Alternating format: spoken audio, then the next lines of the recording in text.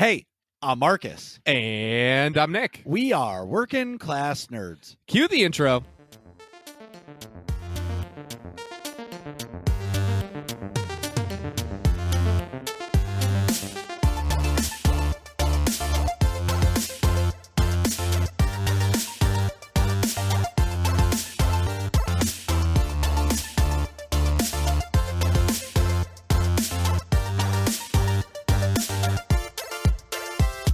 That's right. We are Working Class Nerds, the podcast that gives you no information about your favorite information. Today is Thursday, April 8th, 2021, and you can find this Woot Woot 101 podcast on Apple Podcasts, Buzzsprout, Google Podcasts, Stitchers, and everywhere else in the galaxy. See, I like that one better.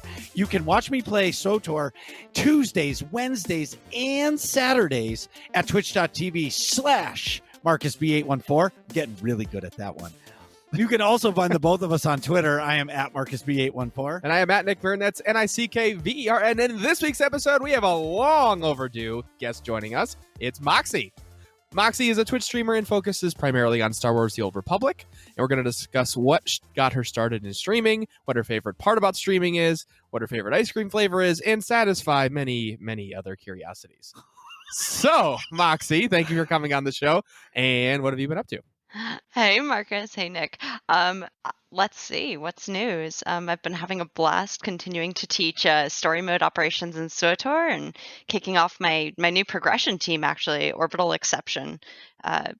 On Friday nights, I have switched up my stream a little bit to be more drinking games. That's when what started as playing Fuck, Marry, Kill with Star Wars companions kind of expanded into other nonsense, and that's just a blast. So balancing lots of video games with a lot of work.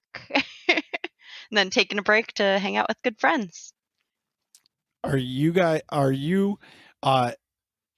more of like, would you say you're doing more story stuff on stream, or are you doing more operations on stream? Definitely streaming more of the operations, since that's the majority of the time I spend in the game, since Tuesdays and Thursday nights is when I teach the story mode operations for my guild. And then on weekends, I actually participate in our veteran mode and master mode academies where I get to learn and then turn that around and then do my prog team. So all of that is endgame MMO content, but that's what my guild really focuses on. I'm a member of RAIA, and our entire vision mission strategy revolves around endgame MMO content. So whereas, yes, I totally love the story and I get totally involved with all the characters and, love triangles and, I've hit escape out of conversations so that I can control exactly what happens more times than I'd like to admit. But that's not typically the content of my streams. Sure.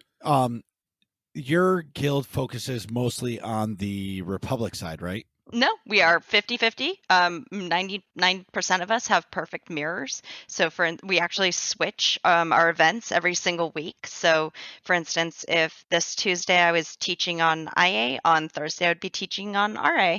And then next week we'd flip-flop. So when I'm teaching those story mode ops, I'm typically doing it on my tanks. So I'm playing my Power Tech, Shield Tech, or I just transfer her gear over to her perfect mirror, my Vanguard, and 6 in one, half dozen in the other for me.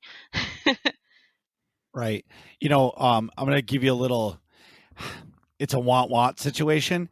So every week in the Starforge rating community Discord, I see your guild with advertisements for teams all the time, right? And I always want to join a team, but I love my guild so much that I won't put a tune in any other guild. And I totally respect that loyalty. I mean, that's what it comes down to for a lot of people, is the community. I mean, that's what made this game so amazing for me, is the people and finding your tribe. So whereas when I first took it up, I was playing with a very social guild. When I realized I really did want to get into more competitive content, RAIA was the perfect blend of that. And yeah, it was a culture shock when I first logged in and no one was online or in the Discord because there weren't any events and there weren't any teams raiding right then. Whereas Yes. on like Friday and Saturday nights when all the teams are going to bat at once, we've got everyone on. And what with all of the changes this last year because to everyone's lifestyles because of COVID, people's gaming habits have changed so very much. I mean, that's one of the main reasons I got back into the game for sure. I know myself, my gaming habits definitely changed due to COVID. Me too. Because for the better? Yeah. I would say I found myself again. You know what I mean? It's kind of a weird thing to say, but I do understand what you're saying. But like the RAI, I've messed it up every time. No, you were there. But anyways, you had it. yeah, You were this yeah. close. This look close. Well, they always have a team that's like looking for me, and I'm like, oh, I'd love to join, and I'm just like, I never clicked the button because when, I had a team I was on, and they were like, you have to join the guild, and I did join the guild, and I did it for like a week, and then I had a bad taste in my mouth, and I was like, I can't do this. And they're like, we're sorry, you can't be on the team. Well, it's just, you know what it is? I feel safe. Yeah. That's the word. You know what I mean? Like, you have your comfort zone. Yes, I have my people. I know my people. I know my guild isn't like one day somebody's not going to go off on me. And I'm not saying your guild would do that, but like, I just feel like, okay, this is my home. This is where I live. No, that's actually one of the things I really adore about our AIA is we go through a very formal interview process before admitting members. So it's not just accepting everyone who says, hey, that's a cool name. It's no. Did you read our vision mission? Like, do you understand what we're about? How do you align with these things? What are your goals and how can we meet them? And then, if your goal is to dick around and have a great time playing the game, you can do that within our boundaries. That's perfectly well and good. We have a good handful of people who play very, very casually. It's just that the main focus of, our energy is not going to be in social groups. It's going to be in progression and, long theory crafting discussions that are over my head. For sure. What is your streaming schedule? Tuesday and Thursday nights, I stream the Story Mode Ops at 9 p.m. Eastern. On Fridays, that's we call it the FMK night for Fuck, Marry, Kill, but it's so much more than that now. But that's me chatting with two of my guildies, and we'll typically do Star Fortresses or other nonsense. Well, mostly we shoot the shit and drink a lot. That usually starts around, again, 9 p.m. Eastern. The vet modes operation academies that I like to participate in on weekends to learn start at 7 p.m. Eastern. Sorry, I have to do all this translating because I'm like the rare outlier of a Pacific player. There's like no one on my side of the world. Well, there is. They're just on the incorrect server. Right. Yes, that's true. Kitty Kisses is also West Coast, Best Coast, but he's a Satil Sean, so yeah. We can't all be Starforge, perfect. Yeah, Starforge best server. Damn straight, Starforge for life. Yep. So Nick, what have you been up to? Let's see. Taking through the notes here. I don't know why I wrote dates. I only went on one, but I guess it was pretty epic.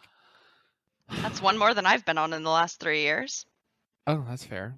I've been okay. In the past 2 weeks, I've been on several, but and I have 2 more this weekend.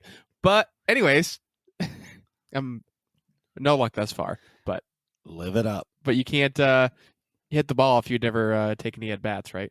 So, anyways, back at the ranch. I also went out to dinner last night with Storm and Norman. And it's no. The notes say the mob. Yeah, I don't know what the mob is. Okay. All right. So we went to an Italian restaurant that I think, I'm like very confident, the owners of which have other sources of income. I'll say. Okay. Nice. Sure. Okay. And so we were. What was the restaurant? Villa Napolitana in East Longmeadow. Oh, okay. Yeah. Was it good? It was great. I love the food there. I actually really, really like the food there. But anyways, we go. It's my dad and Joe, and we're in a private room essentially with it's Just us, you guys. It's us, and then the other end of the room at a big table is like the owners and their friends. having like a meeting essentially. Okay. So anyways, they're friendly with my dad and his buddy. And all of a sudden, at the end of the night, they're like, "Oh, the waitress was like, oh, so and so paid for your bill," and it was one of the people over there. So I'm basically like, Yeah, we got dinner you. for free. Thank you. Fantastic. Thank you. I'll get the next one. So exactly. So the joke was like, "Oh, the mob paid for our dinner. Now we owe him a favor. Great." Yeah. But anywho, I thought that was the little scenario. I'm building Hey, Al Joe's Capone kitchen. did a favor for my great grandfather, and that turned out just fine. Perfect. Maybe it's the start of something awesome. Exactly. But gotta have friends. Very true. Also, past weekend was my birthday, which was pretty epic. You know what sucks? What? Is your birthday present sitting at the shop? Well, that's just a fail. Oh my god, that's so terrible. Yeah. And Drop also, the ball there, Marcus. Oh, dude, he stinks. yeah, Luke, Jeez. Marcus's dog Luke is laying next to us, and he keeps farting, and it's just terrible. Oh, But anyway. anyways, So back he's at the ranch. punishing him. Yes, yes. So Marcus is so mad about the birthday present thing. This is awesome. So, anyways, what I did do, my actual birthday was Sunday, but I had a paintball tournament that day in the morning. So backtracking a little bit, Friday night I went out for drinks with my friends from the emergency department. That was great. Saturday did some family stuff. We went to a Mexican place and had a couple margaritas in the afternoon so that I could rehydrate and be ready for athletic activities Sunday morning. In the paintball tournament, we are playing up a division, so it's a harder competition. We made the playoffs and then lost to the team that ended up winning the whole tournament. So not too shabby for our first tournament. We came in 4th place. And then afterwards, I had a bunch of adult beverages with my teammates, which was also great. And then I took Monday off so I could just relax and lounge. Wow. It was an awesome weekend. Actually, I did call you on Monday and said, "How sore are you?" And you were like, "I got the day off." I'm like, "God damn it." That's one thing that's great about my new job. Moxie, for reference, I used to work in the emergency department, and now I work in research. So it's like a desk job, normal things, but it's way easier to get time off. Nice. I I was love just that like- about my job too. It was awesome. They can live without me. Exactly. They don't like to, but they can. Right. It's like, oh, hey, it's your time. You got to take it off. It's not like, oh my God, we're short. Wah! Like in the emergency department. So, also, I played a little bit of Call of Duty, but I've been kind of busy with like birthday things over the weekend where I normally would do video games and things like that, just like prepping for paintball rather than sitting down to play games.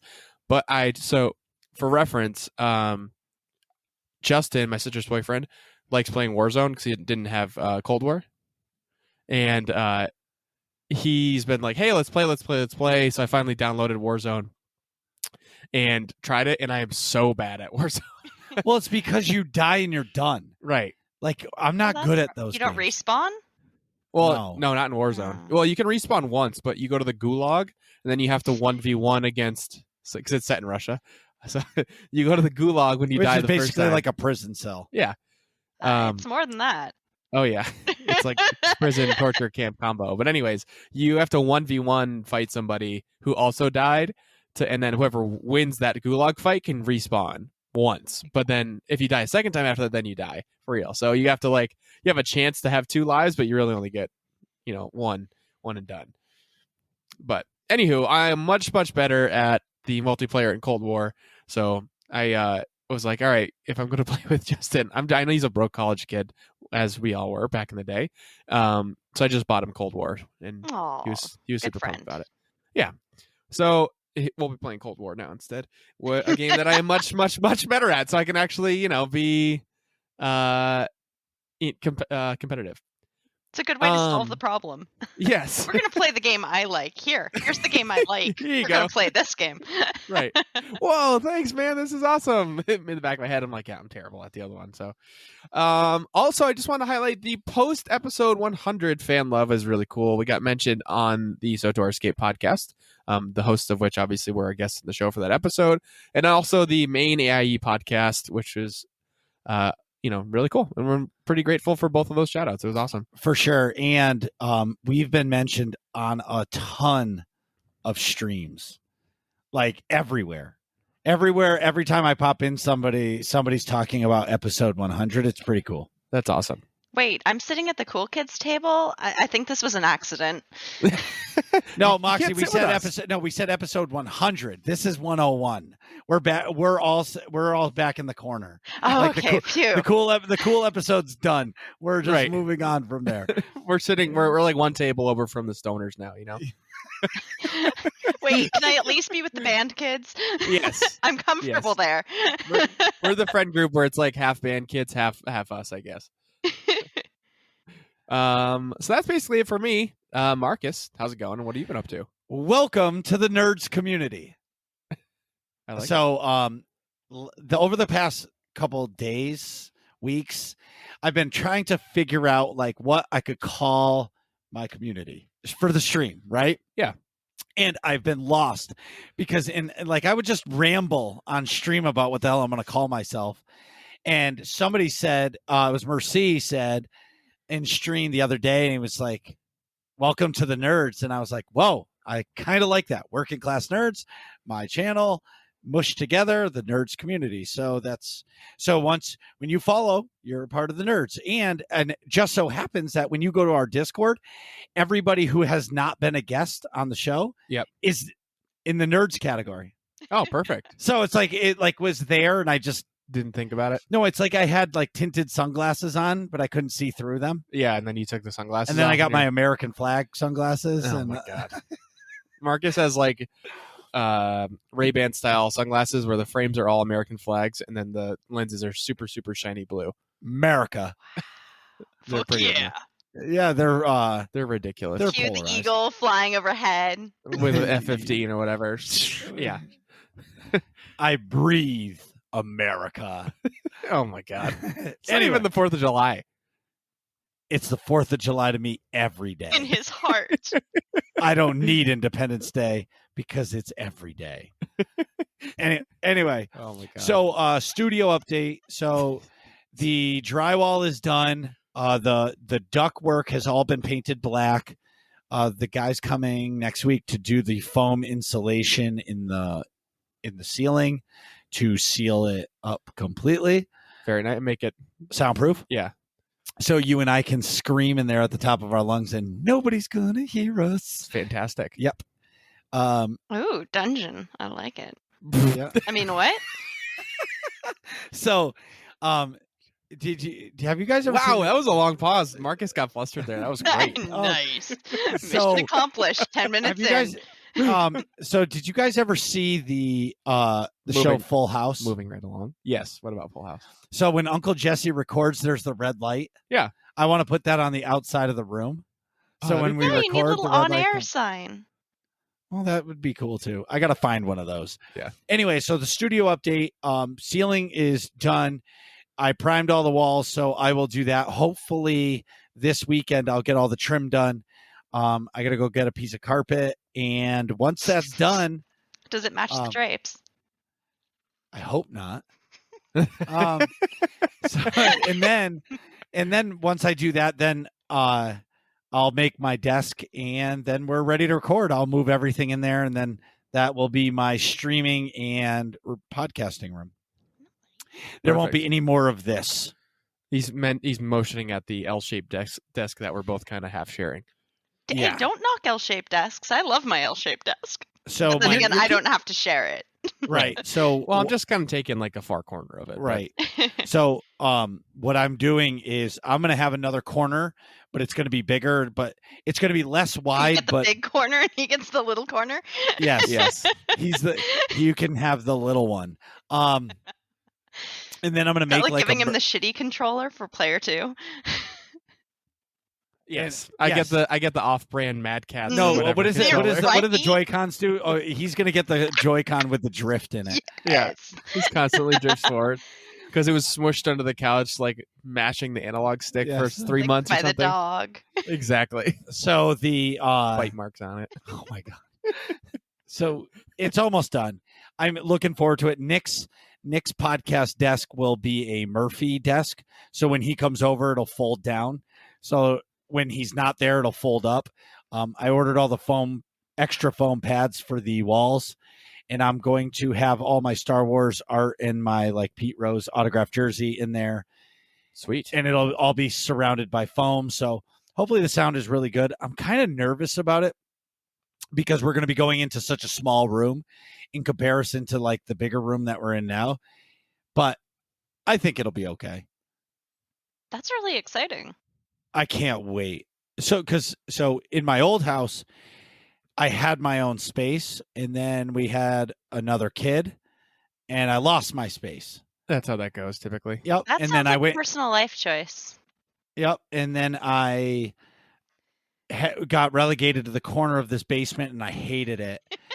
And I'm back in now. So now I'm in my new house. One more kidneys in the yard. Yeah. So, and then, I built a giant shed that was going to be my office. And because we decided to sell the house, I never made it my office. So I was relegated to this corner. And now in my new house, I'm back relegated to the corner. Right. And I hate it. I don't have my own space. It drives me fucking bonkers that I don't have my own space. I get you. So now, and what's sweet is I'll be able to hang my computer on the wall. Oh, that's nice. Yeah, Wait, like how do you do that? I'm going to take out. I'm not going to have a computer case. It's Like just going to separate hang the on components. Yes. Oh, that'll be cool. So it gets perfect airflow. Do you have like a big ceiling fan that goes by it, or do you just don't even? No, need it's it? all going to be cooled through all the stuff. I think I'm going to do that, but you have to buy like a big board. I don't know how I'm going to do it yet, but okay. I'd imagine it gets dusty quickly too. Yeah, Okay. that would be my concern is dust management. All right, gaming. Marcus is like, let me have my pie in the sky. No. I'm sorry. I've worked in data center optimization for the first 4 years of my career. I built data centers. Dust is the enemy. Yes, dust is evil. And I work in dust. Dust is the yeah, you do. As a carpenter, it's just dust everywhere. I'm not a carpenter. Cabinet maker? Maybe? No, I'm nothing. I just stayed at a Holiday Inn last night. Oh my god. Anyway, so in gaming You're a stuff, craftsman. Yeah. more like a craftsman. Oh my god. Womp womp. Womp. All right, so this show just went from like 85 to like 4. Okay. Yeah. So Because of step me. it up. All right. Anyways, in gaming stuff. So first is I've started playing Battlefront 2. So I've been watching these streamers that play it. And what got me is one of the players had a mod in the game and they were playing as fucking Darth Malgus. Not Darth Vader. I said Darth Malgus. And they imported the sound, his voice, into the game. So when you kill him, he's like, "You are weak." And I'm just like, holy shit, that was his voice. That's so cool. I was like, whoa. It's not just a skin. It's really Malgus. And it looks unbelievable. Yeah, you sent me photos. It's Right. perfect. So then it gets even better. So I'm like, do they have my favorite bounty hunter? Fuck yeah, they do. Cad Bane. That's And they have his voice. Nice. Yeah, so Cad Bane takes the place of Boba Fett. okay. So you can't be Boba, you'll be Cad Bane. Yeah. Which is fine with me. Because Cad Bane is way more badass than Boba Fett, in my opinion. Hate me if you want. Yeah. This can be a debate for later. But go ahead. This will be a Clone Wars Unpopular debate. opinion. Yeah. Well, no, he's just my favorite bounty hunter. I just love that dude. I get it. So anyway, and it was it made it so much more fun. And then I got Doc because Doc just moved to Florida, so he's on the East Coast. Yeah, Doc is in Orlando. Whoa, Yeah. So that's epic. yeah, so he was waiting for all of his stuff to get to his house, like from the movers, and so I was like, dude, just download Battlefront 2 on your laptop. He's like, perfect, and we played co-op for hours. It was so much fun. It was just fun, and like, it's so beautiful. And I played in Cloud City, dude. Oh, Okay. yeah, it's gorgeous. I was outside, like I got killed because I was looking up at the sky. I was like, oh wow. That's immersive. That's But ideal. yes. And honestly, it's not Call of Duty pace Yeah, at all. but it's faster. Well, it's a shooter, Yeah. but I play it in first person mode. Yep. You play it in third person, right? Yes, Battlefront I play in third because you can see around corners more easily and see around obstacles better. You get a better sense of like what's around. I just you. feel like I aim better in first person. Oh, yeah, I definitely do too. Okay. But it's like a trade-off. You get more visibility, but it's a little less precise to shoot. You lose Visibility. peripheral vision for sure. Yes, Yeah. exactly. No, I agree. So, but anyway, I'm loving it. Like, it's the perfect game where I can like hop in. I don't know anybody really. Nobody bothers me. And I mean that in the kindest sense. What I mean is like, No it's almost like campers. I'm just like free. Like, I can talk to myself. I can be watching Kogus' stream or your stream or Chimera's stream or Kitty's stream or anybody's and just play and enjoy it. And there's no like pressure to perform particularly well. I'm just terrible anyway. Right. But I love my skin on my droid from the Clone Wars. Roger. What is it? I got a green camo skin and I love it. Oh, that's cool. Yeah. Way better than Wait, Republic Troopers. the B1 battle droid, like the Yeah. regular Roger guys. Yeah. He has a green camo. Yeah. Does he look like What? a praying mantis? You must not be able to see him anywhere. He's invisible. I was gonna say he's like a stick anyway. Yeah, that's sneaky. Definitely. So anyway, so that's been my fun gaming and SWTOR stuff. So we killed the Apex Vanguard for the second time on hard mode to get teammate Rube the kill. Woo woo. Congratulations. Thank you. And again, it took all night again to do it. It took all night. I was like, okay, we're going to go in there. We're going to like 1 or 2 shot the boss and then we're going to move on. Nope. Last pull magic. We cleared it and it was done. But it actually felt really good because now the whole team has the clear and now it's in the rear view mirror. I was happy to see that. That was cool. Oh, because you were there in stream. I was. When I win, dude, I go bananas. Yes, can confirm. And like, and the thing is like people are like, oh, when you aren't on stream, you're not like that. I'm like, baloney. When like on Mondays, I'm doing Master Blaster, and that is not on stream. When we win that, I'm going to be throwing shit around here. You are excitement. infectiously joyful when you complete Yes. one of those victories. I know that's one of the things I think that makes your stream really fun. Would you say I'm that way all the time? You're high energy, absolutely. I mean, when I see you, every time I've seen you on stream, you don't like zone out. That's one of the biggest turnoffs for me in any streamer is when they're just like quietly heads down playing the game. Like, that's not why I want to be watching someone play. I want to be an immersive communication. Yeah, the only time is if I'm learning a fight. Like, okay, so I'll say this real quick. So we're doing Nightmare Dread Palace to start now. So you come in and you start the fight. The boss is there, but she's immune, and there's monsters that come at you. Yep. And you have to like kill 4 of these monsters to unlock the boss, essentially, to be able to actually fight the boss. Get to phase 2. Yes, to actually see the boss. Well, we only saw the boss once. Okay, it was a pretty brutal night last night. But learning mechanics in the game is hard. Like, we're playing, and I forget in my head that we're playing the hardest content in the game. When you're doing nightmare raiding, it's the hardest content in the game. Where things are forgiving in hard mode, they are not forgiving in nightmare. Right. And like, you are gonna suck. I shouldn't say it like that because I don't want my teammates to take that the wrong way. I'm not gonna suck. I'm gonna suck until I learn the fight. Right. Once I learn the dance, then it's gonna be easy. But that's the same way it's been for anybody doing progression. Yeah. And it's a Absolutely. complicated dance. So that's been really fun. I'm eager for it. And Well, and you were getting so much good feedback from your team and the community to like help you get better too, which I thought was like, that was a really cool conversation to watch and learn as a fellow tank. yes, and that's what I was going to say. There's so many people in my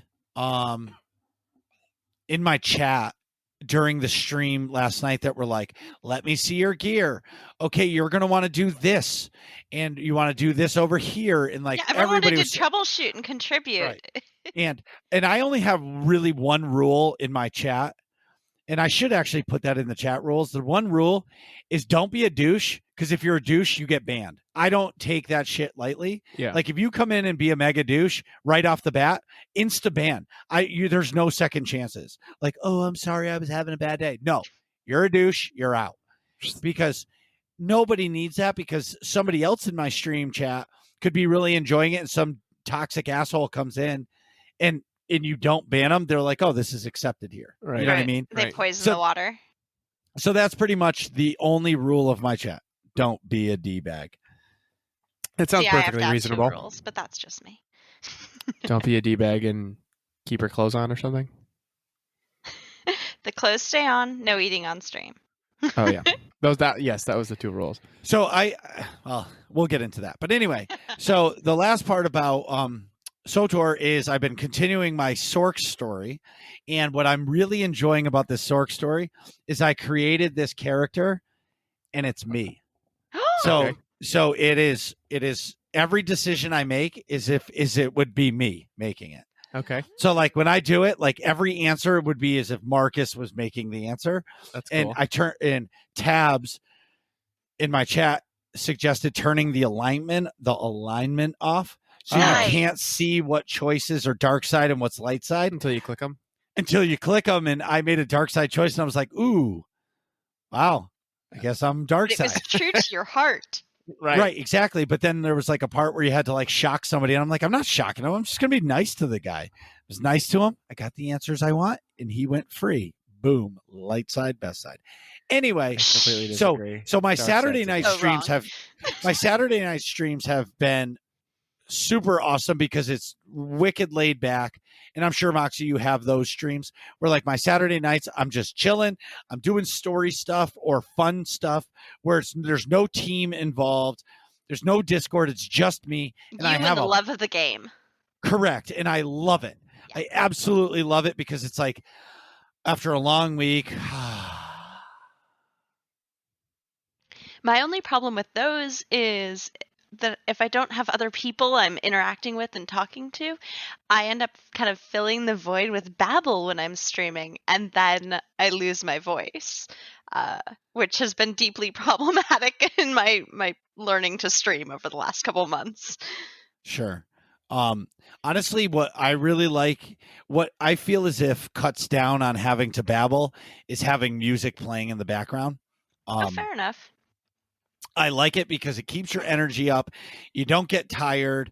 You just enjoy the game. And in a moment of quiet, you can just bob your head and do a little shake and shuffle, and it gives you energy, and it like kind of breaks that silence, and whoever's watching can actually enjoy, and maybe they're doing the bob and wiggle, right? With you. Because You're you don't really know. optimistic that we're all dancing along with you, aren't you? No, I didn't say everybody. I said there might be somebody doing it with me. But maybe not. But maybe they are. Marcus is Yeah. Greek. He's always thinking about dancing. I love to dance. Anyways, Saturday, April 24th. It's a make. Oh wait, sorry.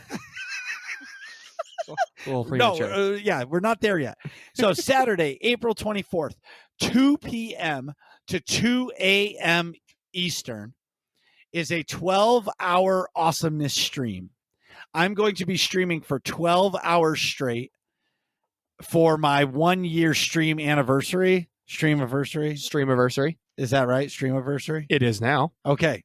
So my 1-year streamiversary, sorry, Nick, is happening April 24th. I'm so excited for it. I've been talking to so many other fellow streamers about like a long distance stream, getting their advice. Like I can't ever do a 24-hour stream because I got kids. I have a life. You know what I mean? So like in the sense of like I can't not be with my kids all day for 24 hours. Yeah, of course. I can't do it. I just can't. I mean, So even in a 12 12-hour, you're going to need a break. Well, no. So I've gotten that advice. So, some have said, like Kogas told me, he's like, Marcus, every 2 hours, take a 10-minute break, 10 to 15-minute break. And halfway between it, take like a 30-minute break where you go and like eat something and hang out and then come back. And I'm like, I don't know if I'll be able to do that. To take that long of a break and Yes. then come back. Yeah, because I think that's when I'll get tired. Yeah. So like, But this is where I'm going to bring in the eating thing. Yeah. Like, listen, if I get hungry and I'm in the middle of something awesome in my stream, you better know I'm going to eat it. My rule about eating on stream is it can't be crunchy. That's fair. Like, Well, that's good. I like that. So- yeah. So Because whenever, like I feel like if you can turn, at least with our mics, they're pretty. You need to be pretty up in them for him to pick you up. So if you can eat on stream, well, granted, use that other mic when you stream anyway, don't you? correct. Oh, never mind. Well, that my theory. What I was gonna say, Out like the on the- window with that idea. yeah. So what I was gonna say is our podcast mics. If you're eating like a normal sandwich without lettuce or something, you could like turn your head away from the mic, take a bite, and chew, and you won't hear it. You know what I mean? But like if you eat Doritos and you turn your head away from the mic, like you're hearing everything. Yeah. Exhibit A, me before the show started. Yeah. Crunch, crunch, crunch. Right. Exactly. So something I want to say is, have you guys seen the white Darth Revan outfit Yes. in the game? So It's like- I am going to be giving that away on my stream. The It's whole outfit? It's the whole bundle, his lightsaber, the purple crystal, all of it. Wow. That has been my heart. Yep, that has been donated by BioWare. So that is a BioWare thing. So because it's a BioWare gift, it can be given to anybody on any server. So once you win, I will pass the player's account information to BioWare, and they will produce it and send it to you in your mailbox. So essentially, if you're on Darth Malgus or the wrong server, Satil Shan, or you're on the correct server, which is Starforge, you can get it anywhere, or on the French and the German-speaking ones, but I don't know the names of those servers. And I don't want to insult them. I was going to say one could be called Putin. That's Russia, not Germany or France. No, Putin. Yeah.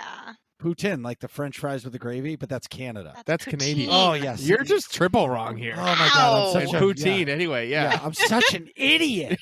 I am such an idiot. And we love you anyway. Yeah, so...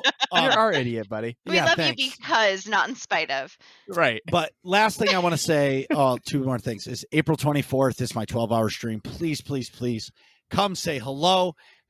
Just make my day. I love, like, if you've ever watched my stream, when somebody new follows me, I'm like a little kid in a candy store. Yeah, it's I'm really... so excited because, like, you chose to click that button, and it means so much to me when you do that. And then when they follow me, and then they say hi in chat, like, I melt.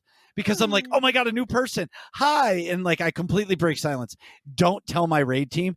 I completely killed everybody yesterday because somebody new followed me and said hi. And I was not paying attention to the pulverized move and I wiped the group. Shh, don't tell them. But it was worth it because somebody new followed me. Okay, so 4/24 is Marcus Day. I did. Yeah. it. So Right. originally the plan was going to be, I was going to do all of the story mode operations. Yep. In the 12-hour stream, but I realized how actually difficult that would be. You'd have to have people queued up and ready Well, to I go for each would, one. but what if you run behind and somebody can't and they have to go mid-boss fight? And I was just like, you know what? I'm going to ask friends to do like an op with me at some point. Yeah. Like set a schedule like 1 p.m. or 5 p.m. Who wants to do story mode gods with me? You know what I mean? Because we're going to do like the ops that I want to do. Like I would never want to look at Revan again. So I will not go to that. No op. TOS You know what I mean? for you? No, never again. Like story mode is fine, but like, nope. Yeah, that's a hard no. Yeah. So any team progging Revan, if you ever need a tank, don't call me. Revan is a hard no. Yeah. Anyways, I'm sorry I rambled for so long. Just I'm so excited, and thank you to everybody in the nerds community because you guys make my streams awesome. And thanks, Nick, because and Moxie, you guys gifted me all those subs in the last two streams. It's a mutual love fest. Exactly. I understand that, but I really, really appreciate it. And You just pump up the jams. oh, you know what, Moxie? You can come tank with me. I was gonna say you're gonna On my have to 12-hour book stream. me. Like Yes, 100%. You're I will coming. There's- absolutely come tank for a while. all right. You We'll do that. know I love my story mode ops, and I do too. This conversation has always been a question for me. Well, it's no, it's not been a question. A friend of mine says this all the time, and I'm not calling him out because I don't know if he wants this to be said. But he says that operations are meant, like, they were built to be story mode. Like, he looks at group content is getting together with your friends and having fun. Hey, Nick, don't stand in the cube's lightning Oh my God. and terror from beyond. Yes. Wait, No problem. You Nick, got it, guys. Giant lightning. Can't miss it. Yep. I'll be out of the way. First time it goes off, I was standing right in it. Nick, oh yeah. Were you standing in the lightning? Yes. I sure was. Did I tell you not to? Yes. Okay, Resum. But anyway, he feels as if story mode ops are like the pinnacle.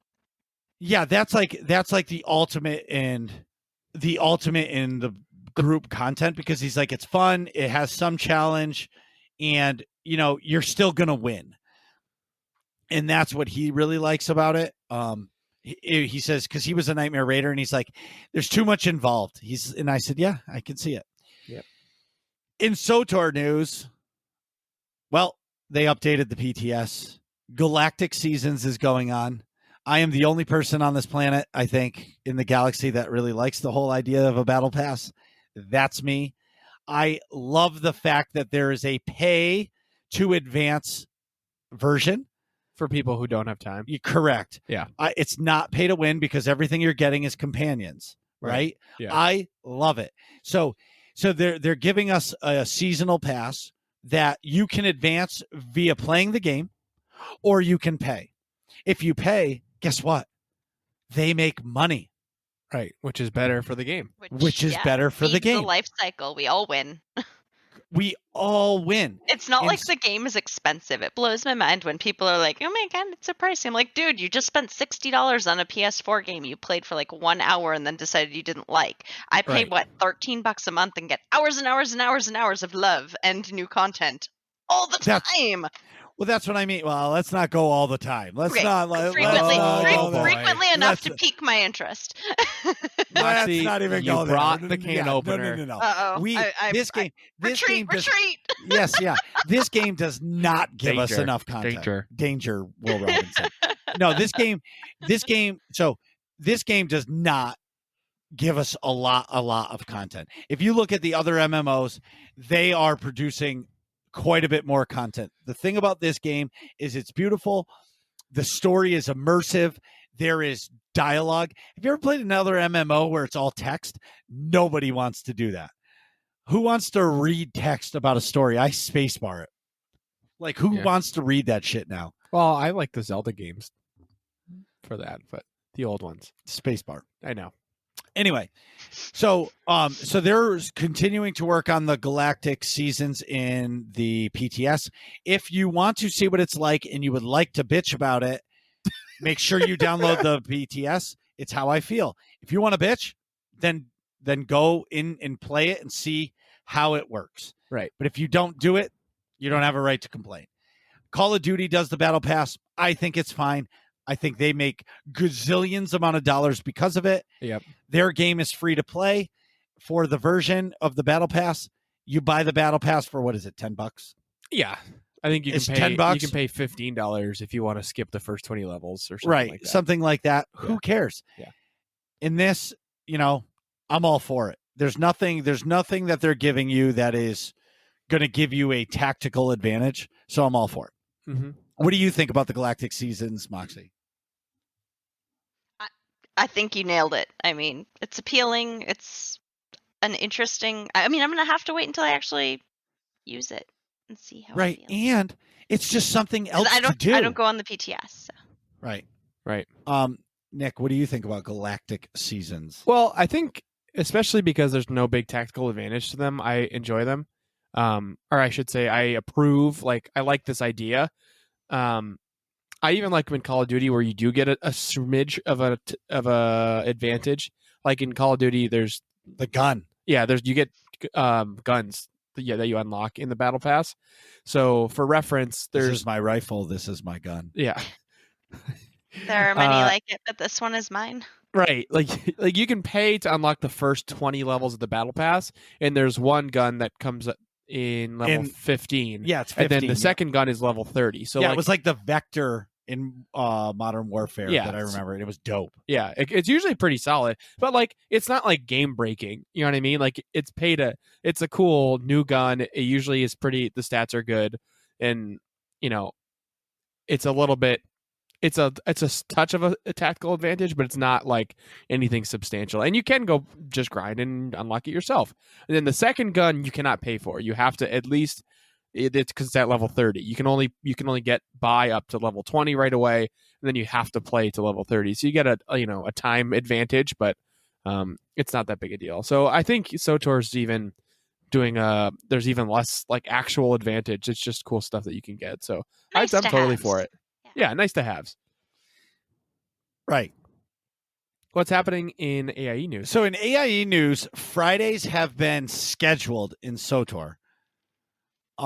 So before it's been once a month we would do Mega. but now in like every other week from there we would do the master mode flashpoints. Every other week it would be the achievement hunters. So we got together and we came up with a foolproof plan for Friday nights in SWTOR in AIE. Yep. The first Friday of every month is Master mode flashpoints. Yep. And then the second Friday, I really wanted to do this. And actually, it's kind of funny that we're announcing it here. But the reason why I've decided to do this is because of Moxie. We're going to be doing a hard mode training night. I'm so flattered. The second Friday of every month. You think hard and you think training and you think Moxie. Rawr. So we're going to be doing hard mode training. Starts tomorrow, which if you're listening to this, it's tonight or it's already passed. But the second Friday of every month, it will be hard mode training. We have a sub Discord under our SWTOR channel where you can sign up, and it's limited to 8 people right now just to see the attraction.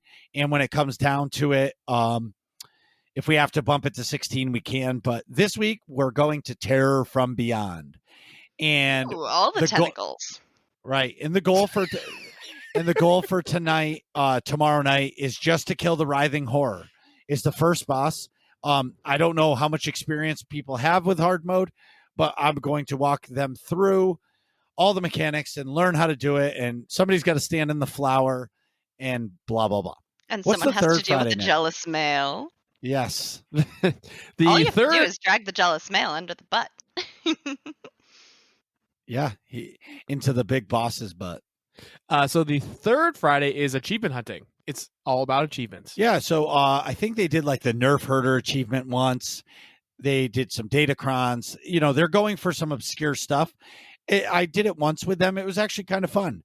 And then every fourth Friday of the month, every single fourth Friday, it's Friday for 4 Fridays. It's the fourth Friday of the month, and it's mega. It's the monthly Epic Guild activity.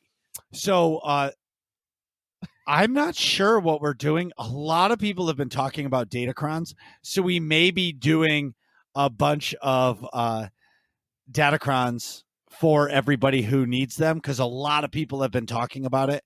I'm not really sure. I will be getting with the crew to make that final decision. And if all this sounds fun to you, go to AIE-guild.org, jump in the Discord, and ask for a guild invite. Whether or not you play Star Wars: The Old Republic or any of the other games that we play, we would love to have you. Nick, this is such a silly question because I've asked it for 105 episodes, but you guys have only heard 101. Nick, do you have to go to the bathroom? As always, I sure do. So we'll be right back. Jeez, Nick, hurry up. We're trying to finish this podcast. And we're back. So today we're going to chat about Moxie and her streaming experiences. But first, we want to chat about the Star Wars news that dropped today via Twitter. So it's some news about the Ahsoka series that's coming out. I should know that off the top of my head, but I don't. But it's coming out fairly shortly. They haven't even started recording for it. I don't remember. But anywho, that there's a leaked description of the show that's going to be like the series description on Disney Plus, and it reads, quote, Ahsoka Tano is on the hunt for the evil Grand Admiral Thrawn in the hope it will help her locate the missing Ezra Bridger. Ezra. I got like a Boston accent there. Bridger. Let me start this over. He parked his car. Christmas 2021. Yes. Thank you. Christmas 20. Oh, so this Christmas. Boomba. This Christmas, I give you my heart. Anyways. Yes. Let me start this over because I can't read today. Ahsoka Tano is on the hunt for the evil on the hunt for the evil Grand Admiral Thrawn. Can you start over? Marcus. I couldn't concentrate. There was noises in the background. Ahsoka Tano is on the hunt for the evil Grand Admiral Thrawn in the hope it will help her locate the missing Ezra Bridger, the young Jedi that disappeared with Thrawn many years ago, which is pretty epic because that is the ending to Star Wars Rebels. and we get to pick up where we left off. Yeah, so I was actually disappointed with the ending of Rebels in the sense of like they just went away with those like space whales. Yeah. And I was just like, that's it? Yeah. They're it was just gone? it was too open ended. Well, I'm all for an open ending because they always want to do something, but I'm like, okay, It was like a cliffhanger that you put in knowing that you're going to get another season. You know what I mean? That's kind of an odd series but finale. no, you know? he said it that this is the true ending of the series. So clearly he wanted what I think is he wanted Thrawn to be around later. Right. And this was the open book to allow Thrawn To be around. Yeah, that makes sense. You know what I mean? And hopefully, so I'm kind of hoping that this Ahsoka show becomes also an Ezra Bridger and Thrawn show. Yeah. Like they're gonna go. Oh, into, it like, could be parallel storylines. correct. Yeah. Like, okay, so like Ahsoka's here, but where are they? And they're just like, maybe they show like where they pop out of hyperspace. Right. Like, does this show start right after that, or is it like 5 years down the road? Right. Like the Empire Or is still go back and forth between the two. Right. That's correct. So I'm excited for it. I was disappointed with the way Rebels ended with that, but now after we just talked about it, I understand why they did it. Yeah, I gotcha. Well, and having just read 2 of the Timothy Jean Thrawn books, I am delighted for the idea of a live action Thrawn. Any content about Thrawn is like gets me giddy. Me too. I love Thrawn. I think he's a wicked cool character. Did you listen to them or watch or actually read them? I actually read them. Very nice. I listen to them all in audiobook. Yeah, me too. Now here's the question, Moxie, have you read the real Thrawn trilogy? The original ones I have not Yeah. yet. I only Oh my God. just started reading Star Wars books a couple months ago, and I've limited myself mostly to what I can get through my library for my Kindle. Sure. Do you like I am a cheap bitch. Hey, I wouldn't pay for it either. Audible, you get a free one every month or whatever. So Yeah, and for me, it usually lasts almost a month. yeah. Well, and Listen. my library has had 6 or 7 of the Star Wars books at any time, and I've gotten a bunch of them that I've really enjoyed. I got to read Annihilation, so let me fan myself while imagining Theron Shawn running through a ship Oh God. in his underwear and boots. Like, I am totally down with that visual. Yeah, that I'm. What good. about, did you read Fatal Alliance Deceived or the Revan book? Yes, I thought Revan sucked, and I think it should be lit on fire and kindling. I'm sorry. I have an entire rant about the Revan book, and the author, in a terrible reach of vocabulary to try and describe the audaciousness of a Hutt palace, uses the word Baroque. Now, I'd like to be very clear that Baroque references 17th century France. Deeply specific. I really have a hard time thinking that the Star Wars world is going to be referencing anything Baroque. And it drives me batty. Like, it just ruined the vibe. It took me out of my happy Star Wars land.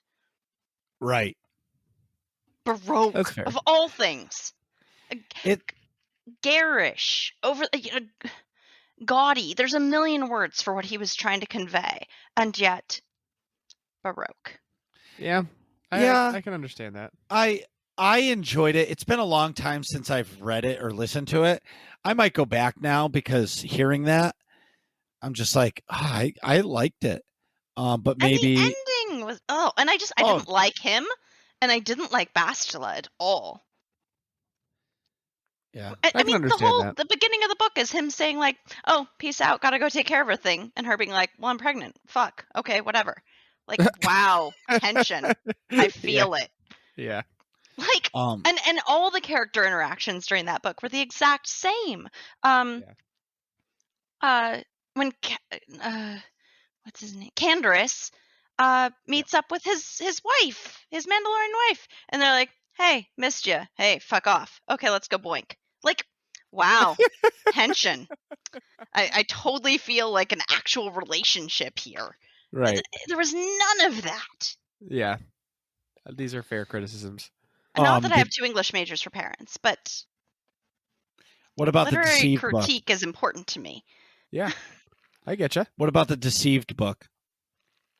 That one I really liked for storytelling purposes. The writing, suboptimal, felt very like young adult writing level, but the storytelling was immersive and engaging, and I just ate through it in like a day. You know, it's funny you say young adult. Honestly, I think the best Star Wars books are young adult books. Yeah, because they can't take themselves too seriously. That's the Star Wars world. So there's a balance there. And I say this as someone who deeply loves young adult novels and reads them all the time. I mean, I go back to my young adult favorites on a regular basis, and I'm totally fine with that being the level that they set. But there needs to be a consistency of the world. That's, yeah, I can understand that. In my most humble of opinions. What I liked about the Deceived book is it shows how it follows somebody that's a Sith and shows that they care about somebody. Yes, how his they deal with it. relationship with his Twi'lek lover was fantastic. Yes. That was actual relationship tension. That's what was fully devoid in Revan. Right. It's interesting. I think that's a good point because a lot of times you see Sith characters as like just evil or sort of one lane, but like this gives you a lot more flavor and complications than just the kill everything, gain more power, nothing's a rounded in my way, person. whatever. Right. Like obviously when he's in combat and things like that, you get to see the Sith side of Malchus, but then when he talks about his Twi'lek lover, whose name is escaping me, you see a whole different flavor, and it's really interesting to see like, hey, this is like a person, not just like a machine. Mm-hmm. It was cool. I agree. I'm excited for this show. I'm just excited in general for some quality content. Yep. I'm excited for live action Thrawn. Right? Blue that skin and all. Really, I'm not kidding, gets me giddy. I'll be really curious to see how they cast that. Yeah, somebody's got to be like dripping in arrogance and like intelligence and cheekbones. and cheekbones, exactly. You gotta, especially if you. I think Moxie, if you listen to the audio books of any of the Thrawn ones, I think you'd really enjoy it because Mark Thompson does a great job with Thrawn's voice, and it really just like, I don't want to say use the same adjective twice in a row here, but like just drips like I know way more than you think I do, and I'm way 37 steps ahead of you all the time. But like I'm going to be polite about this, but like get out of the way. You know what I mean? I don't know. The voice acting, arrogance. Relentless arrogance is awesome. Yeah. What I love about the audiobooks is Mark Thompson did Heir to the Empire. Right. So the Thrawn from Heir to the Empire voice is the same as the new trilogy. Right. So it's perfect in my eyes. Honestly, I would like it if somebody just had Mark Thompson voice Thrawn's voice and just had somebody like move their lips. Yeah. Honestly, I'm being so serious because it's even like, in Rebels when it was a different voice actor, it threw me off. Yes, exactly. Yeah. I'm excited, and it's going to be 50 Shades of Thrawn. I think it's going to be that'll be awesome. Yeah, I'm pretty excited. I just hope what The Mandalorian did good is they introduced enough characters to make it. You know what it is?